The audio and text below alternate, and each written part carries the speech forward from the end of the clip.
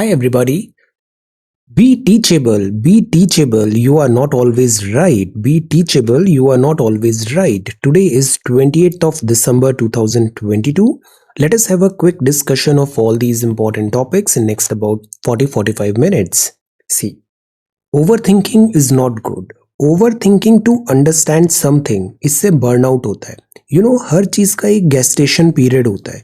Many of you उन्होंने अभी अपनी एग्जाम प्रिपरेशन अभी बस स्टार्ट किया है. So have some patience, have some patience. जितना टाइम अभी और आप यहाँ स्पेंड करोगे, थोड़े टाइम बाद आपको सारी चीजें समझ में आने लग जाएगी.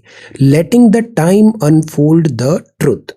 You don't have the superpower to understand everything right now by overthinking. So when in doubt, just give it more time. Take it easy. This is prelims 2023 course. आज हमारा इंडियन पॉलिटी कंप्लीट हो जाना था, but आज because holidays का time है, सब leave पे हैं, तो आज पॉसिबल नहीं हो पा रहा लाइव क्लास. हम इसको कल कर लेंगे और कल हमारा इंडियन पॉलिटी पूरा कंप्लीट हो जाएगा. और फिर हम स्टार्ट करेंगे दिस ज्योग्राफी. मीनवाइल जो माइंड मैप्स हैं एनवायरनमेंट इकोलॉजी के, वो डेली मैं अब आपसे शेयर करूंगा रेगुलर बेसिस पे.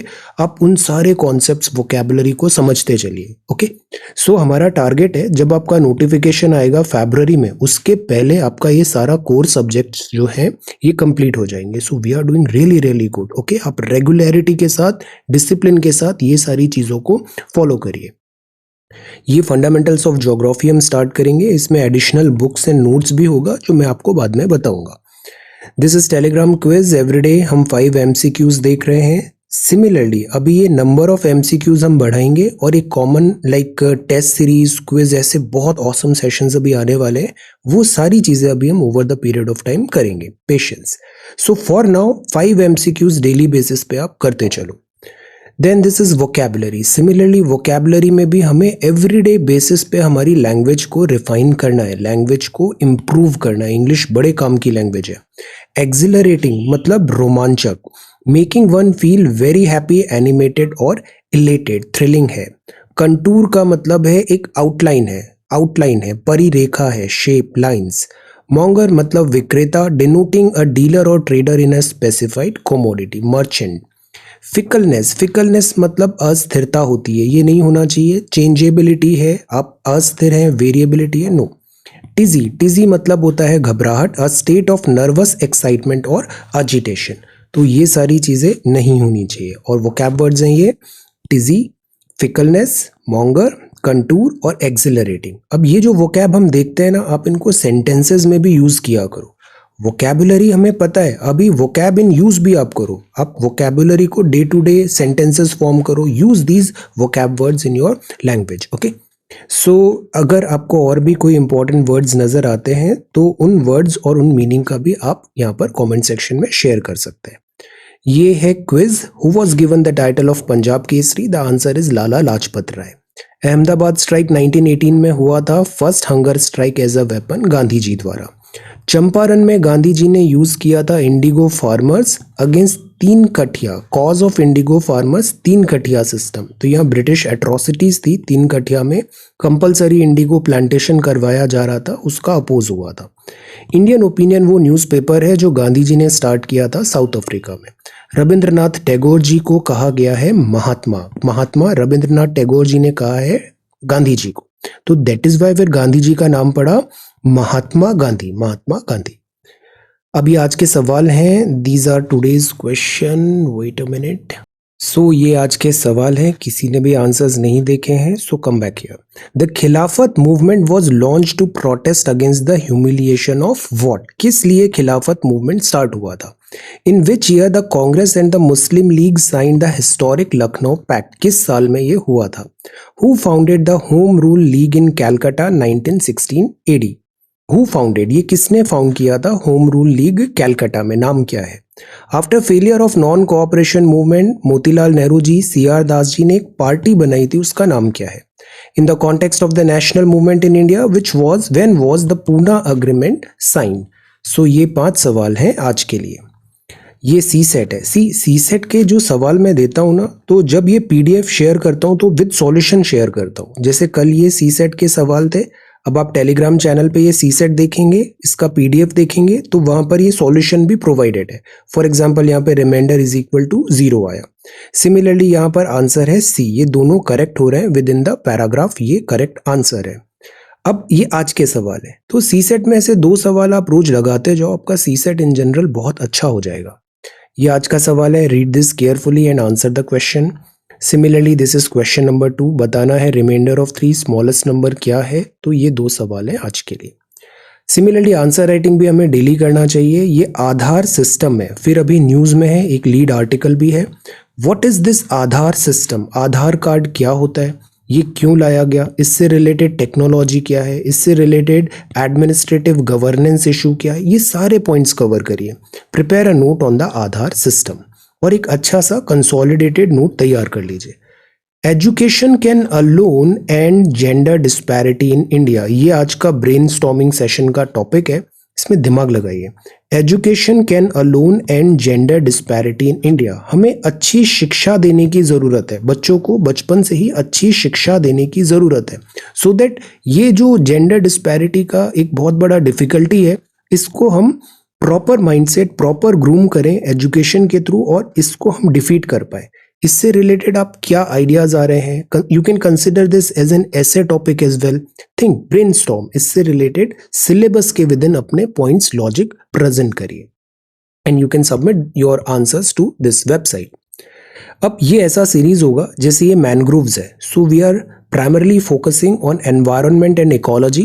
ऐसे जितने भी कोर कॉन्सेप्ट्स हैं, जैसे this is mangroves, this is importance of mangroves, ऐसे हम सारे अभी यहाँ पे कवर करेंगे। ओके, देन ये थोड़ा इसका फॉर्मेट चेंज किया है। अब ये जो सोशल मीडिया अपडेट है, ये अब रीड करना आपके लिए बेटर हो जाएगा, या मैं उसका एक थोड़ा सा टेक्स्ट कॉन्टेक्स्ट भी प्रोवाइड करा दूँ। फॉर एग्जाम्पल ये बुलंद दरवाजा है, look at this building, this is Buland Darwaza, ये फतेहपुर सीकरी में है, UP. So look at this how beautiful it is. तो बुलंद दरवाजा फतेहपुर सीकरी में ये highest gateway in the world माना जाता है। ये रेड एंड बफ सैंडस्टोन से, look at this photo, red and buff sandstone से, इसमें कार्विंग है, इनले है वाइट और ब्लैक मार्बल का भी। तो this is an astounding beauty. Similarly look at this photograph, ये है कुश्ती, कुश्ती मतलब पहलवानी, रसलिंग। तो this is again very popular, time बहुत पुराने टाइम से इंडिया में ये बहुत पॉपुलर है। Wrestler is expected to maintain strict discipline, तो दिस इज अ गेम, और गेम होता है रूल्स एंड डिसिप्लिन के अकॉर्डिंग। हेल्दी डाइट होता है और एथिकली यहाँ पे इस एक्सरसाइज, इस गेम को कंडक्ट किया जाता है। अखाड़ा होता है, अखाड़ा होता है जहाँ पे कुश्ती के टूर्नामेंट्स होते हैं, यहाँ ट्रेनिंग ग्राउंड भी होता है और एक टीचर होता है, उस्ताद, जो ये सारी चीज़ें पहलवानों को सिखाता है। तो दिस इज कुश्ती। सिमिलरली ये है वंगाला, वंगाला, तो दिस इज 100 ड्रम फेस्टिवल है, 100 drum festival, look at here, this is 100 drum festival. ये हार्वेस्ट फेस्टिवल है मेघालय का, गारो कम्युनिटी इसको सेलिब्रेट करती है, नवंबर में आता है जब हार्वेस्ट कंप्लीट होती है। तो Wangala is a harvest festival from Meghalaya.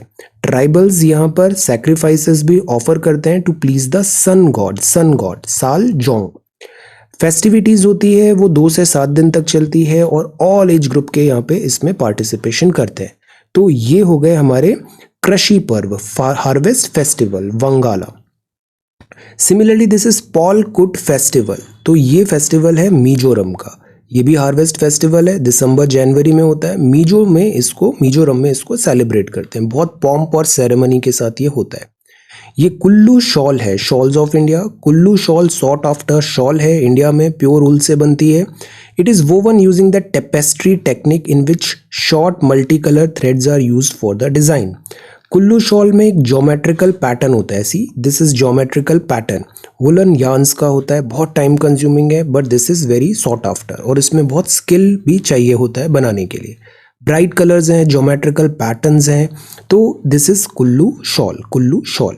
Similarly Sumitra Nandan Pant ji के बारे में आज जानते हैं, 45th डेथ एनिवर्सरी है। आप बहुत इंपॉर्टेंट और बहुत महान इंडियन पोएट रहे हैं, celebrated 20th century poets of Hindi language, अभी हम सेलिब्रेट भी कर रहे हैं। आपको जाना जाता है आपकी पोएम्स में जो इंस्पायर्ड है by nature, people and beauty within. So this is Sumitra Nandan Pant ji. तो सोशल मीडिया अपडेट हब हम ऐसे थोड़े एलैबोरेट वे में कवर करेंगे ताकि बाद में रीडिंग भी आपको इससे ज़्यादा बेटर हो पाएगा। ओके, अब हम आते हैं न्यूज़पेपर में। तो दिस इज न्यूज़पेपर है Delhi edition. This is 28 of December. Newspaper का जो फ्रंट पेज है, यहाँ पे बात है आधार की। आधार, जिस पे आज आपको एक नोट भी तैयार करना है आधार पे। अब बात यह है, क्या Aadhaar is for greater social good? Because Aadhaar से कई बार प्रॉब्लम आती है एक्सक्लूजन एरर की। अभी भी ये प्रोसेस एट टाइम्स टीडियस हो जाता है और कोई भी टेक्नोलॉजी फुल प्रूफ भी नहीं होती है। सो द पॉइंट इज, आधार अगर हम पुश कर रहे हैं तो इससे कॉस्ट क्या है और इसके बेनिफिट्स कितने हैं, बेनिफिशियरीज को कोई फायदा हो रहा है या नहीं हो रहा है, इस पे यहाँ पे डिबेट है। स्पेशली तमिलनाडु के केस में यहाँ पे बात है। जैसे यहाँ पे बहुत सारी वेलफेयर स्कीम्स के नाम दिए हैं, इसमें आधार को मैंडेटरी कर दिया। फिर ये स्कीम्स है, जैसे आधार से क्या हुआ, आइडेंटिफिकेशन ऑफ बेनिफिशियरी आसान हो गया कि आप बता सकते हो कि ये पर्सन ए है, तो दिस इज द प्रूफ कि दिस पर्सन इज ए। आप उसका फेशियल रिकॉग्निशन देख लो, आप उसके बायोमेट्रिक्स में आइरिस स्कैन देख लो, आप फिंगरप्रिंट स्कैन देख लो, सो यू कैन आइडेंटिफाई कि this person A is this. तो इससे क्या होता है, जो बेनिफिट्स का ट्रांसफर पहुंचाना है वो आसान हो जाता है, इससे लीकेजेस कम होते हैं, बोगस घोस्ट आइडेंटिफ जो बेनिफिशियरीज हैं वो हट जाते हैं। तो तमिलनाडु की यहाँ पे कवरेज स्कीम्स दिया हुआ है कि ये सारी स्कीम्स में आधार यहाँ पे लगाया है। अब अगेन बात ये होती है कि एक्सक्लूजन हो रहा है, बहुत सारे लोगों का नाम मिस भी हो जाता है, प्लस इसमें अगर एरर है, डिस्क्रिपेंसी है, देन व्हाट। सो अगेन इस पे डिबेट होता है कि क्या आधार ओवरऑल देखा जाए तो it is for greater social good और नॉट। अब आपका आज का जो सवाल है उसमें आपको बस आधार के सारे बेसिक्स कवर करने हैं और जो ट्रेडिशनल उसके पॉइंट्स हैं, आधार रिलेटेड टेक्निकल चैलेंजेस क्या हैं, या फिर आधार जैसे मनी बिल के रूप में इंट्रोड्यूस हुआ था, इन सब चीज़ों को कंसोलिडेट कर लीजिए। अब ये द हिंदू है, फर्स्ट न्यूज़ है, नेसल वैक्सीन 800 रुपए की आएगी प्राइवेट सेंटर में, और इसका नाम क्या है, इंकोवैक। तो ये भारत बायोटेक की है, जिसकी कोवैक्सिन भी थी। तो इंकोवैक है, ये बूस्टर डोज की तरह आप लगा सकते हैं 18 साल एंड अबव में। ये इंट्रानेसल वैक्सीनेशन है, मतलब सिरिंज से ऐसे इंजेक्शन नहीं लगेगा यहाँ। तो this is novel corona virus की है, इसको अप्रूवल मिल रहा है और ये अभी बूस्टर डोज के लिए आपको अवेलेबल हो जाएगी। States test COVID units to review preparedness. अब see, prevention is better than cure and we should always be prepared. तो अभी एक मॉक ड्रिल हुआ, एक्सरसाइज हुआ कि हमारे पास बराबर हॉस्पिटल बेड्स हैं, ऑक्सीजन है, वेंटिलेटर सपोर्ट है, ये सारी चीज़ें हैं हमारे पास। तो स्टेट्स टेस्ट कोविड यूनिट, तो हम ट्राई कर रहे हैं बिकॉज चाइना में केसेस बढ़े हैं। So we are well prepared कि इंडिया में अगर इनकेस ऐसी सिचुएशन आती है तो हम ऐसी सिचुएशन आती है तो हम वेल प्रिपेयर्ड रहेंगे। This is power of faith. तो देखो यहाँ पे लार्ज आरती है, गंगा आरती है हर की पौड़ी में, हर की पौड़ी हरिद्वार में। तो a large number of devotees brave the cold to witness the Ganga aarti at Har ki Pauri Haridwar. तो this is power of faith. So this is the front page of the Hindu. Then next है अगेन कोविड वैक्सीन शॉर्टेज। तो again covid में हमें panic भी नहीं करना है, but हमारे को कैपेसिटी, गवर्नमेंट को बोला गया है कि अपनी कैपेसिटी बिल्ड करके रखे। We always expect like for the best, but we always try to prepare for the worst. ये फॉगी ट्यूसडे है, सी फॉग हो रहा है दिल्ली में, तो this is foggy Tuesday. Then this is next page. This is women power. Now look at this picture. BSF की all women daredevil है, ये मोटरसाइकिल टीम है। सीमा भवानी लिम्का बुक रिकॉर्ड में कर्तव्य पथ में यहाँ पर हुआ है। What is this कर्तव्य पथ? Prepare a very short note. Latest आप में क्या पढ़ा है आपने? What is this कर्तव्य पथ? और ये क्या है? ये डेयर डेविल है बीएसएफ की ऑल वुमेन। ऐसे बहुत एक्रोबैट, बहुत अच्छे स्टंट्स दिखाते हैं यहाँ पे दिस बुलेट, दिस मोटरसाइकिल में। So this is wonderful. Women power. The pandemic years to impact hiring in 2023। तो अपॉर्चुनिटीज में ऐसा है, human resource development, pandemic normalise होगा, हायरिंग बढ़ेगी। Handling the fallout of China's wilted COVID strategy. अब see, I tell you something, अभी COVID जो है ना, कोविड-19 is like very evolving thing. Although 3 साल होने को आए हैं, बट अभी भी हमें बहुत क्लैरिटी नहीं है इसमें। सिचुएशन रातों रात बदलती भी है, इसमें बहुत ज़्यादा हमें एम्फेसिस नहीं करना चाहिए। Let us wait and watch. Similarly यहाँ पर भी है स्टेइंग प्रिपेयर्ड। तो हमारी स्ट्रैटेजी यही है कि अभी नया वेरिएंट है, अब ये वेरिएंट किस तरीके से कन्वर्ट होता है, क्या म्यूटेट होता है, नोबडी नोज। हमारे पास ऑल्दो थोड़ा हाइब्रिड इम्यूनिटी भी है इंडिया में, because Omicron variant, delta variant हमने देख चुके हैं। Let us see, let us hope for the best. But overall, what we could do at our end, vaccination नहीं है तो वैक्सीनेशन प्रॉपर रखें, मास्क प्रॉपर रखें. ये सर्दी का मौसम है, वैसे भी like cold cough and cold होता है, तो we should be extra prepared. हमारी इम्यूनिटी को हम बेटर बनाए, लाइक हेल्दी फूड करना है, रेस्ट करना है, प्रॉपर रेस्ट, प्रॉपर स्लीप होनी चाहिए. स्टे हेल्दी, बिकॉज अगर आपकी बॉडी स्ट्रांग होगी तो किसी भी टाइप के अटैक को वो झेल जाएगी. सो बी स्ट्रांग. तो द पॉइंट इज, ये अब इसमें लीनियज है. Let us not go into that direction कि अब ये क्या होगा, ये सब अभी किसी को नहीं पता है. ओमिक्रॉन के जैसा ही होगा ये नया वेरिएंट या नहीं होगा, nobody knows. The point is, हमें अपना इंफ्रास्ट्रक्चर बेटर रखना है, जैसे हॉस्पिटल्स हुए, आईसीयू हुए, ऑक्सीजन सिलेंडर्स वगैरह हुए. हम एडमिनिस्ट्रेशन पॉइंट ऑफ व्यू से वेल प्रिपेयर्ड रहे. Hope for the best but prepared for the worst. This is what we could do. So यहाँ पे स्टेट्स को बोला गया है कि एक ड्रिल करो, ऑक्सीजन सिलेंडर सब ऑपरेशनल रेडीनेस है. We are always ready. So this thing यहाँ पे हमें करना है. प्लस जैसे अभी वैक्सीनेशन भी है, वैक्सीनेशन ड्राइव भी है, एंटीवायरल ड्रग है. जैसे लास्ट टाइम हमने देखा था ना, ऑक्सीजन का शॉर्टेज हो रहा था, तो ऐसी मेडिसिन आई थी कि वो डेफिशिएंसी हो रही है, लो हो रहा है ऑक्सीजन लेवल कॉन्सेंट्रेशन, तो वो आपको हॉस्पिटलाइजेशन से बचा रही थी. तो इसी तरीके से जैसे एंटीवायरल ड्रग्स है, हैदराबाद की एक कंपनी ने किया है, जेनेरिक वर्जन है फाइजर कोविड-19 ओरल एंटीवायरल ड्रग, पैक्सलोविड का, ये सब बातें हैं. तो 3 फ्रंट में इनफैक्ट हमें प्रिपेयर रहना चाहिए. इंडिविजुअल फ्रंट पे आप स्ट्रांग बनो, और गवर्नमेंट जो स्टैंडर्ड बता रहा है, IC Indian Council of Medical Research about vaccination and medicine, आप इन सबको एक्सपर्ट एडवाइस से देखो, proper doctors and all. Second, rumour mongering नहीं, proper doctors and all, social media doctors भी नहीं, प्रॉपर रेगुलर डॉक्टर्स. देन जो सेकेंड चीज़ है वो है एडमिनिस्ट्रेशन. हमें स्ट्रांग रखना चाहिए, एडमिनिस्ट्रेशन हर चीज़ के लिए प्रिपेयर्ड हो. और थर्ड चीज़ अगेन, इंडिविजुअल फ्रंट पे आप स्ट्रांग बनो, स्ट्रांग हेल्दी रहो पूरे सीजन में, यू विल बी गुड. तो दिस इज देयर कोविड-19. और यहाँ बात है इंडियन माइग्रेंट वर्कर्स का प्लाइट. अब सी, माइग्रेंट, इंडिया की पॉपुलेशन कितनी ज़्यादा है, अभी हम चाइना को भी ओवरटेक करने वाले हैं. और फिर इंडियंस बाहर विदेश में भी जाते हैं, गल्फ कंट्रीज जाते हैं, यूरोप जाते हैं, अमेरिका जाते हैं, we are everywhere. Migrants day. तो जैसे आप किसी देश विदेश जा रहे हो तो आप वहाँ के माइग्रेंट बन जाते हो. तो द आइडिया इज़ कि क्या वहाँ पर उनको प्रॉपर सेफ्टी सिक्योरिटी, उनके राइट्स इंश्योर मिल रहे हैं, उनको सिक्योर किया जा रहा है या नहीं. कोविड-19 पैंडेमिक हुआ तो ऑल टाइप ऑफ डिफ़िकल्टीज़ हमने देखी. बहुत सारे इंडियंस बाहर स्टक हो गए डिफरेंट फॉरेन कंट्रीज़ में. हमने उनको स्पेशल ऑपरेशन से वापस इंडिया भी लेके आए. अभी जैसे तालिबान का टेक ओवर हुआ अफगानिस्तान में, यूक्रेन में रशिया का इन्वेजन हुआ, सब सहारन रीजन में पॉवर्टी हो रही है, क्लाइमेट चेंज हो रहा है. कई बार जो फॉरेनर्स होते हैं, माइग्रेंट्स होते हैं, इनके प्रति जो लोकल पॉपुलेशन होती है वो एट टाइम्स थोड़ा डाउटफुल हो जाती है और हॉस्टाइल भी हो जाती है. तो उनको वो डिफ़िकल्टी भी फेस करना पड़ता है. तो माइग्रेंट्स के राइट्स प्रोटेक्ट करना इज़ एवरीबडीज़ रिस्पॉन्सिबिलिटी. ये इंटरनेशनल ऑर्गेनाइजेशन है ऑफ माइग्रेशन, इसने रिपोर्ट दिया, वर्ल्ड माइग्रेशन रिपोर्ट.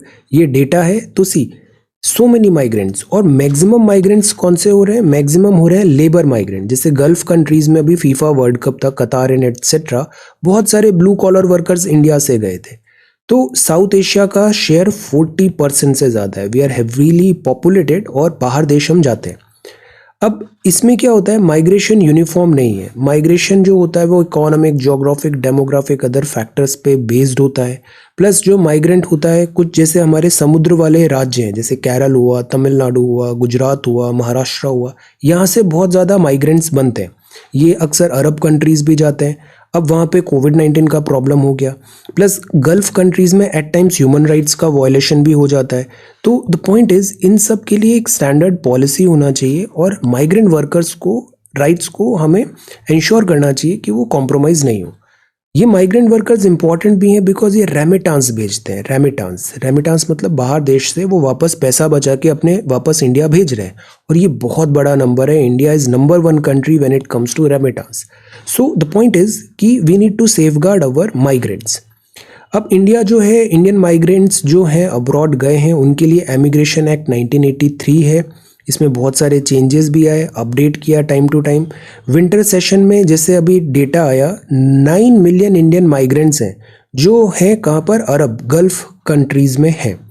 तो the point is at times ये जो ब्लू कॉलर वर्कर्स होते हैं इनका पासपोर्ट जब्त हो जाता है, कफाला सिस्टम एटसेट्रा भी हमने देखा है, ह्यूमन राइट्स वायलेशन भी देखा है। सी कफाला सिस्टम, कफाला मतलब ये होता है कि कोई इंडियन अगर गल्फ कंट्री में जा रहा है काम करने के लिए तो उसको एक स्पॉन्सर चाहिए होगा जो लोकल गल्फ कंट्री का है और वो जिसने नौकरी दी है और जो माइग्रेंट है इन दोनों के बीच में एक लिंकेजेस रहेगा। और एट टाइम्स क्या होता है कि वो उनका पासपोर्ट जब्त कर लेता है, ऑल टाइप ऑफ डिफिकल्टीज होती है। तो ये जो कफाला सिस्टम है, कफाला सिस्टम में भी क्या होता है कि लेबर फोर्स का वायलेशन तो नहीं हो रहा, ह्यूमन राइट्स का एटसेट्रा, दिस इज देयर। तो द पॉइंट इज कि यहाँ पे वेज थेफ्ट भी होता है, लाइक जो वेजेस है वो बहुत कम होती है और वर्किंग आवर्स लाइक बहुत वर्किंग आवर्स होते हैं। So the point is this is wage theft as well.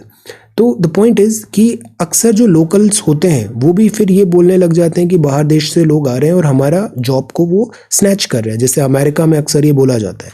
तो द पॉइंट इज कोविड-19 हुआ, अनएम्प्लॉयमेंट है, ऑलरेडी हार्डशिप्स हैं, सैलरी कम हो गया है, नॉन पेमेंट ऑफ सैलरी है, कई बार टाइम पे सैलरी नहीं है, डिडक्शंस हो गया है।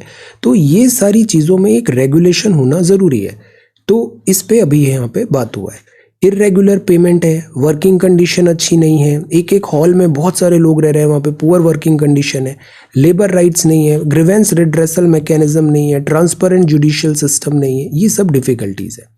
तो कंट्रीज जैसे फिलीपींस भी है, यहाँ पे वेज थेफ्ट का बात है, wage theft of the migrants are taking up the issue legally.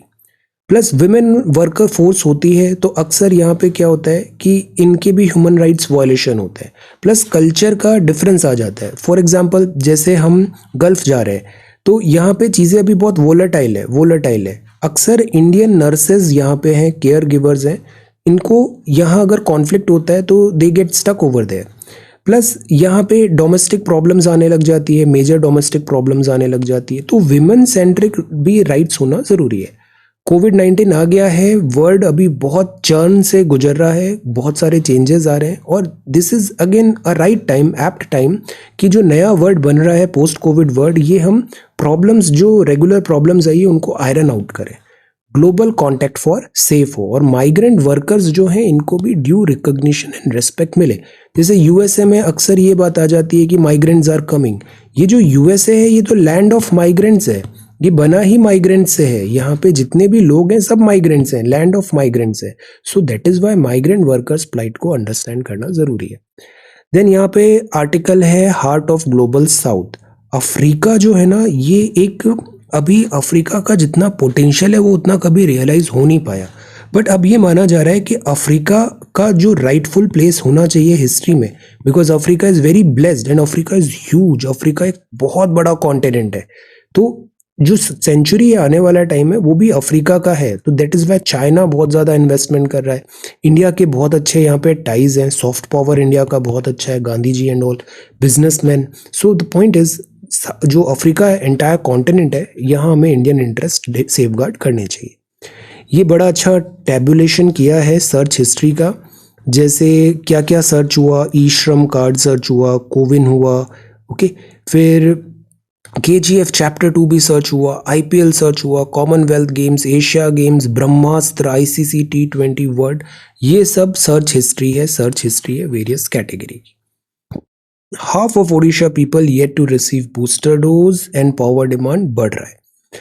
यहाँ कुछ दिन पहले हमने पढ़ा था कि इसकी एक वैक्सीनेशन लगाने की बात है, India's bid to beat cervical cancer. तो ये इंडिया में ये जो इसके नंबर हैं अगर ओवरऑल वर्ल्ड के देखें तो इंडिया में इसका परसेंटेज बहुत ज़्यादा देखने को मिल रहा है।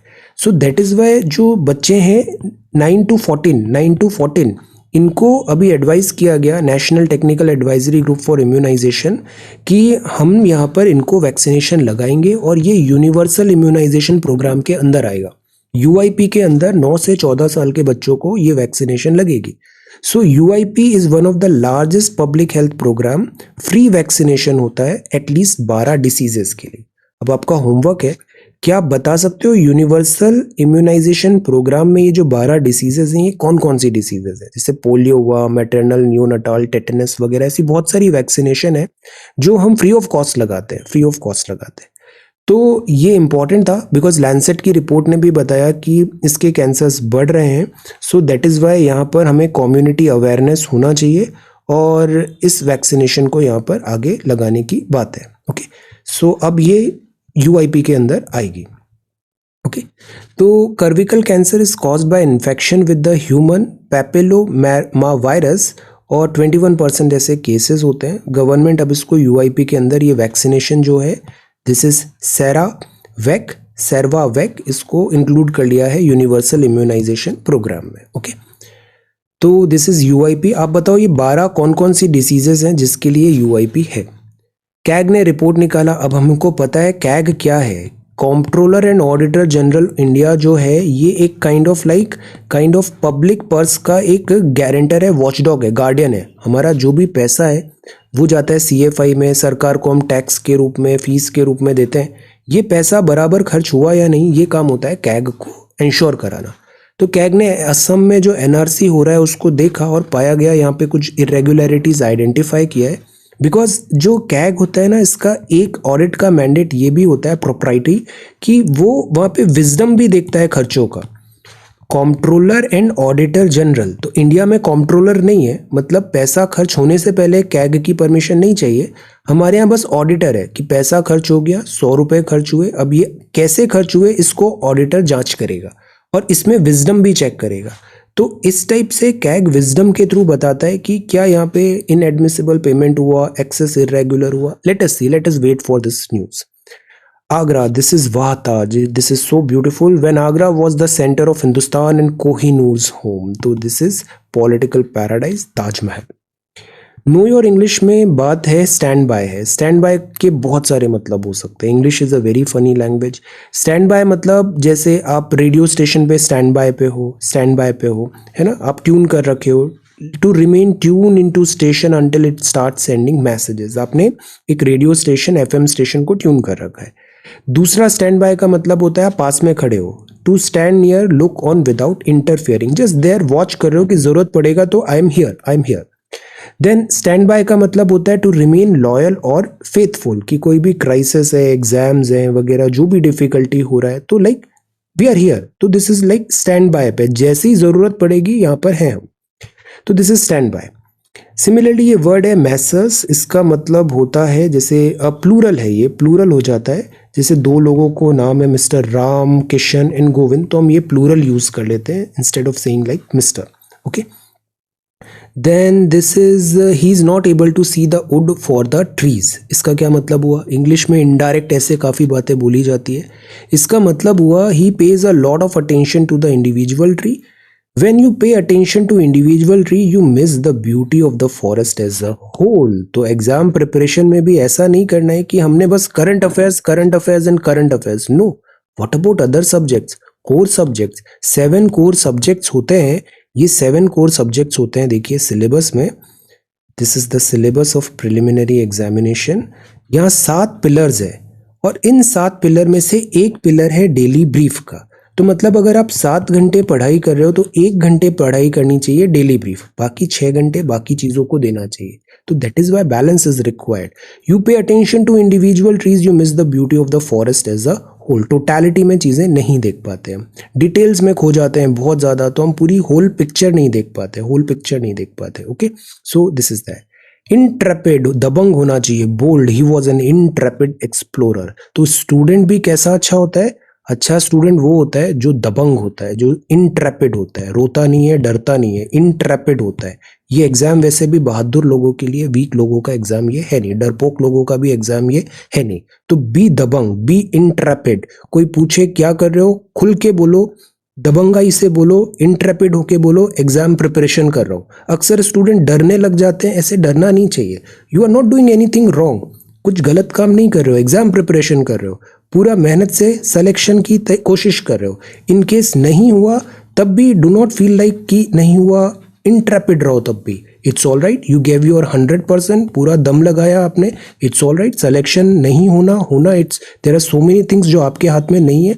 बी इंट्रेपिड, बी दबंग, एटीट्यूड डेवलप करो, दिस फेरोशियस, फियरलेस होने का, एडवेंचरस होने का। Be bold for what you stand for. So this is there.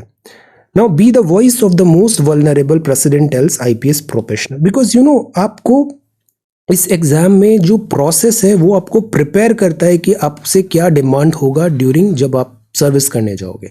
तो आपको वॉइस बनना है, आपको बिना डरे अपना काम करना है, तो इस एटीट्यूड को डेवलप करो। Voice of the most vulnerable यहाँ पे प्रेसिडेंट मैम ने भी बताया। तो आईपीएस ऑफिसर्स को बोला यहाँ पे कि आपको जो ड्यूटी मिला है, you are a public servant, you are a public servant, तो आपकी जिम्मेदारी है कि जो इलिटरेट है या फिर रिमोट कॉर्नर पे है उन पे एक सिंपैथेटिक सपोर्ट आपको देना चाहिए। क्रिमिनल्स आपसे डरने चाहिए, the criminals should tremble with fear at the very thought of the police, but जो कॉमन सिटीजन है उसको एक कॉन्फिडेंस आना चाहिए कि ये मेरा फ्रेंड है, ये मेरा सेवियर है। तो पुलिस का मतलब ये नहीं होता है कि आप कॉमन सिटीजन्स को डराओ, नो, पुलिस का मतलब ये होता है कि कॉमन सिटीजन्स के आप फ्रेंड हो। केवल जो क्रिमिनल्स हैं उनको डर लगना चाहिए पुलिस से। तो 74th बैच को यहाँ पे बोला Indian police services Sardar Vallabh भाई पटेल नेशनल पुलिस एकेडमी में, और प्रेसिडेंट मैम ने कहा कि ये 5 फंडामेंटल एट्रीब्यूट्स रखने: integrity, impartiality, courage, competence and sensitivity. क्या आप इन सारे वर्ड्स के मीनिंग बता सकते हो? एथिक्स में सवाल आता है ना, एक वर्ड दिया जाता है, उसको 10-15 वर्ड्स में आप बताओ, एक्सप्लेन करो। So homework for you for today is, what is the meaning of integrity? What is the meaning of integrity, impartiality, courage, competence and sensitivity? 1, 2, 3, 4 and 5, in 5 words के, इन 5 फंडामेंटल एट्रीब्यूट्स के मतलब आप बताइए, example के साथ बताइए कि आप क्या समझते हो। एथिक्स का एक बहुत अच्छा पार्ट कवर हो जाएगा। तो पुलिस फोर्स जो होता है ये भी ट्रांसफॉर्म हो रहा है। वो पुराना जमाना गया, पुलिस वैसी पुलिस अब नहीं एक्सेप्टेड है। अभी जो मॉडर्न पुलिस है, this is like a friendly police, inclusion होना चाहिए यहाँ पे। तो ये यहाँ पे सीधा straight from the top president ma'am ने ये बात बोला है, तो this is very important. Then high court refuses urgent hearing and parliament panel है टूरिज्म काउंसिल को लेट क्यों कर रहे हैं? बिकॉज टूरिज्म, टेक्सटाइल और कंस्ट्रक्शन एक्टिविटी, यहाँ से ह्यूज नंबर पे एम्प्लॉयमेंट जनरेट होता है। एमजी नरेगा वेजेस हुआ, कश्मीरी पंडित and staff, more snow in store for Buffalo after blizzard for the ages. Then ये ताइवान है, मैंडेटरी मिलिट्री सर्विस यहाँ पे बोला जा रहा है, चाइना का थ्रेट है। एंड बैन ऑन विमेन, सी तालिबान ने जो बैन लगा दिया विमेन को टारगेट करते हुए वर्क एटसेट्रा में, तो ये सही नहीं है। No country can develop socially and economically जब half of its population excluded. तो this is again very strong statement. यही चीज मैं आपको हमेशा बताता हूँ, नेचर ने बैलेंस आउट किया है। आप अपनी पॉपुलेशन देखो, 2011 का सेंसस देखो, 50% तकरीबन विमेन होती है, 50% तकरीबन मैन होता है। तो नेचर ने हर स्पीशीज को, not only human beings, every species को इसी तरीके से डिजाइन किया है कि there will be 50% males and 50% females.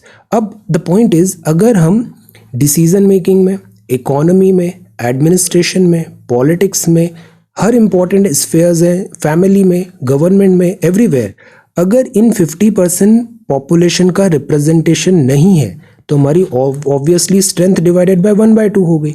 So that is why this is not right. हमें विमेन रिप्रेजेंटेशन यहाँ पर होना चाहिए। हर जो 50% पॉपुलेशन है उसको हम पीछे नहीं छोड़ सकते। Russian no ban, Russia to ban oil export to nations with price cap from Feb. India की टॉप 7 सिटीज में housing sales, bank balance sheet double digit growth में होगा, 7 year gap, after 7 year gap RBI से statement है। But again let us wait and watch, अभी economy भी बहुत volatile है। मर्चेंडाइज एक्सपोर्ट श्रिंक होगा बिकॉज डिमांड नहीं आ रही है। यूरोप में डिफिकल्टी, सेंट्रल एशिया में डिफिकल्टी, अमेरिका में difficulty, where is the demand? Airbag industry in India to grow to this many crore. Airbag बहुत ज़रूरी होता है, ये सेफ्टी मेजर्स होने चाहिए। एक वर्ड होता है NCAP, can you tell the full form of NCAP? और कैन यू ऑल्सो टेल कि एयर बैग में कौन सी गैस होती है? ये एयर बैग क्या होता है, जब एक्सीडेंट होता है तो ऐसे इसमें तुरंत गैस करके एक कुशन की तरह बन जाता है, तो आपको चोट नहीं लगती फिर। तो एयर बैग्स बहुत ज़रूरी है, हेलमेट्स भी बहुत ज़रूरी है। India Australia FTA aid rise in export of apparel, see textile, कपड़ा। ग्रीन हाइड्रोजन का 2 बिलियन का इंसेंटिव दे रही है गवर्नमेंट। अब green hydrogen next big thing माना जा रहा है, 300 से 400 रुपए पर केजी है अभी। Hydrogen because as a fuel byproduct इसका होगा वाटर, तो हाइड्रोजन एक बहुत अच्छा एक्सीलेंट सोर्स ऑफ फ्यूल हो सकता है। और hydrogen is available in plenty. Electrical process electrolysis से ये बनाया है और रिन्यूएबल एनर्जी का बहुत अच्छा सोर्स है। इससे पॉल्यूशन भी नहीं होता है। तो लेट अस सी, हाइड्रोजन जो है ना, ग्रीन हाइड्रोजन, ये बहुत अच्छा फ्यूचर हो सकता है इसका। टेक्नोलॉजी हमें डेवलप करने की ज़रूरत है। और ये हो गया स्पोर्ट्स। ऑलराइट, सो ये तो हो गया आज का न्यूज़पेपर। आंसर डिस्कशन हम कल करते हैं। और ये आज का क्वेश्चन है, आज के 2 क्वेश्चन है 28 दिसंबर के। आधार सिस्टम पे नोट बनाइए और जेंडर डिस्पैरिटी को कैसे कम करें, क्या एजुकेशन एक इंपॉर्टेंट टूल है, इस पे अपने व्यू पॉइंट्स शेयर करिए। So thank you so much for watching this video. Take care, study well and be safe.